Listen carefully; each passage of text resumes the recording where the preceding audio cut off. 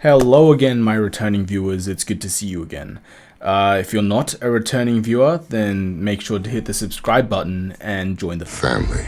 So this is one of, if not the most expensive hotel rooms on the planet. Now, you're probably expecting like an 8-story mega penthouse with gold-plated tiles, gold-plated walls, gold-plated tables, gold-plated gold-plated everything. Everything should be plated in gold.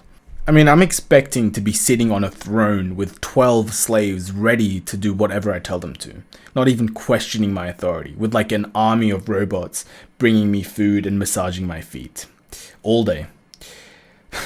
Well, let's just say, in reality, this hotel room isn't that. This is a hotel room. And not just any hotel room, but rather the most expensive hotel room on the planet at a cost of $100,000 per night. Oh man, now let that sink in for a moment. $100,000 a night. I mean, you could buy a pretty nice house in a decent suburb in Sydney, or you could spend 9 days in that hotel room. And just from the pool alone, I am ready to be disappointed. But as I stand here in this entryway, you're probably thinking, it looks kind of dull, until you look over there. And then you see some sharks. The sharks are there because they're art from the world-famous artist Damien Hirst. I'm already lost as to why there are two hanging sharks in this hotel room. Why are there two hanging sharks in this hotel room? I could literally go to an aquarium and see real live moving sharks for like what? $48. But anyway, you walk into the empathy suite and turn to your left, and then you see a medicine cabinet, which seems oddly placed until you discover that it too is a piece of art from Damien Hirst. This one is called Vegas. That's art? Like, maybe I don't get art, but come on. Man, Damien, make something cool, bro. Don't just walk to your local chemist warehouse down the street and just chuck a bunch of things in a cabinet and call it art. I could see that for free by going to my local pharmacy. I'm not going to spend $100,000 to have that displayed on my wall. Is this just a rich people thing? Like they're so above normal society that they look at middle class things as art?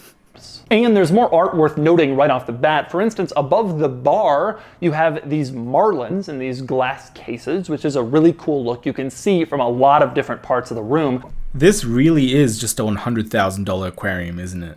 I mean, for $100,000 a night, I expect real live fish hanging above the dining room table, where you could like take it down and cook it right in front of you and eat it. Sorry, have your slaves cook it for you. Honestly, how is this art? Like, if any of you watching are artistically inclined whatsoever, please let me know why this is art, how this is art. Although my personal favorite art piece is next to the dining room table. It's this wall of pills called money. You can see there's just pills and more pills, and it's a rather striking look, but it's one that I find rather amusing and interesting, and certainly worth checking out. Still not art, but at least this one looks kinda cool. Like, it would be pretty useful if you booked this hotel room and you're regretting all of your life choices that led to this moment. You could just take a pill and forget about it. Oh man, but it'd be a hard place to stay for a recovering drug addict though. But let's go back to the bar. And yes, this hotel room has a bar. And I can tell you right now that your hotel room doesn't.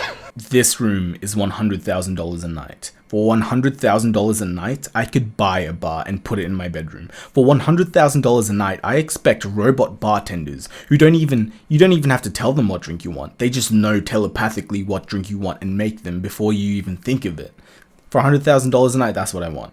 But take a look at the top of this bar. It's medical waste. These aren't used medical supplies, to be clear, but you do have these medical gloves and pill wrappers and tubes all throughout the top of this bar. There's even a syringe or two in here. The people at the Palms told me it's a rather controversial piece, but I think it certainly looks interesting and more exciting than just your standard bar.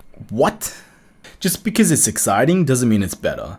I mean, who the hell would want to look at garbage? What is this? Who the hell would want to look at garbage while taking shots? Like, I bet there's a few used condoms in there by the looks of it too. For $100,000 a night, that bar table should be like a solid slate of gold, like real gold, not a goddamn window into a drug addict's share house.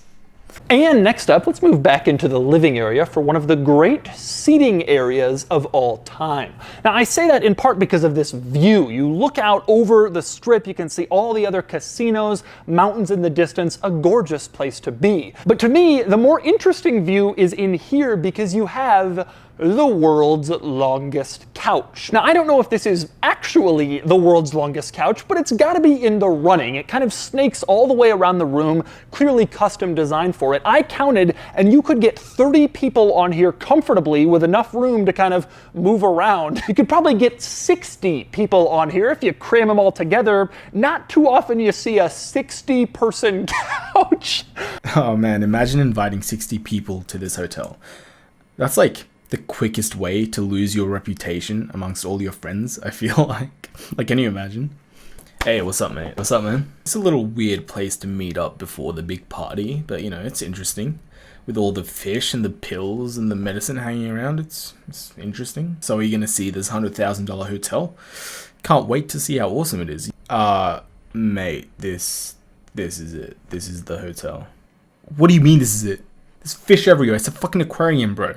I could probably take a shit that's worth more than this place. Like, the only reason I'd come here is if I had a headache and all the pharmacies were closed. This feels like I'm waiting in a waiting room in a hospital to find out if I have cancer or not, only to realize that I'm surrounded by it. But there are syringes in the bar table. So what do all these people do when they're sitting on their giant couch? Well, the answer is they can watch TV if they want to, of course. You can see there's a TV here facing like maybe a third of the couch. This is the TV you get? It's like 40 inches.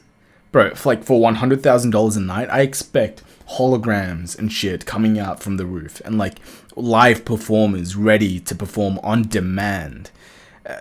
What is this? Actually, you know what this reminds me of? You know those small shitty ass TVs in hospital wait rooms that you like don't want to watch but you have nothing else to do? That's what it reminds me of.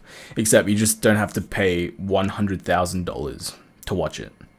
Actually, no, maybe if you're in America you might. Not that is the only sitting room. Walk all the way across the lower floor of the empathy suite past the bar and you get over to the second sitting room, which is a little bit smaller, but it still has all of the same magical touches, including the wonderful view. More importantly though, it has these swings. Also, can I just mention how shitty these stickers on the walls look? Like, it actually looks like a nice view. They ruin a perfect view with like shitty, why are they even on there? Looks like the room has been designed by a 3-year-old. And as you can see, there are pills all over the wallpaper too, again, kind of in keeping with the theme. Who wants this? Who thought this would be a good idea?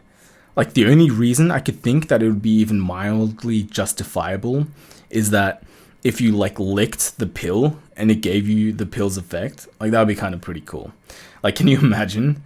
You're just sitting on the toilet like, fuck, this shit won't come out. I'm constipated. Fuck, let me just lick this Metamucil. By the way, the toilet in here is one of these Japanese-style high-tech toilets. You can walk up to it, it will sense your presence and automatically open, and you have a whole litany of different controls and features you can use, going well beyond just flush. Now, this is what I'm talking about.